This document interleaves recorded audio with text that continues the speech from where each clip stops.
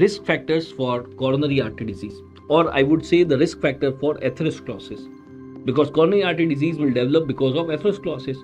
So what are the risk factors which are going to be there? The risk factors can be divided into two categories: non-modifiable and modifiable. Non-modifiable and modifiable.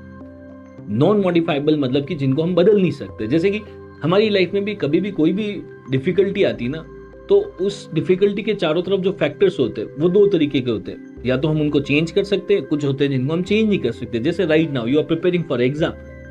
In that exam what we cannot control, that what will be the examination date, how the hard the paper will be, where will be over center, ये हमारे हाथ में नहीं है. तो हमें उसके बारे में ज्यादा सोचना भी नहीं है. हमारे हाथ में क्या है? अच्छे से पढ़ाई करना, हमारे नॉलेज को अच्छा करना, मोर MCQ practice we have to do. These are the modifiable things. So whenever it comes any aspect of the life, what is more important for us is the modifiable factors. Non modifiable को तो बहुत discuss करके कोई point नहीं है. जैसे कि यहाँ पे what are the non modifiable risk factors of coronary artery disease such as age. The more the age, the more the chance of atherosclerosis. Males के अंदर atherosclerosis होने के चांस ज्यादा है. If there is a family history, there is more chance. अगर किसी को घर में पहले ही मायोकार्डियल इंफार्क्शन हो रखा है, अगर घर में किसी को पहले अटैक आ रखा है, हार्ट अटैक आ रखा है, there is a chance that the other family members may also get that.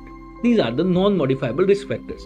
When it comes to modifiable risk factors, जिनको हम चेंज कर सकते हैं, जिनको हम कंट्रोल कर सकते हैं, जैसे कि diabetes, we can control the sugar, smoking, hypertension.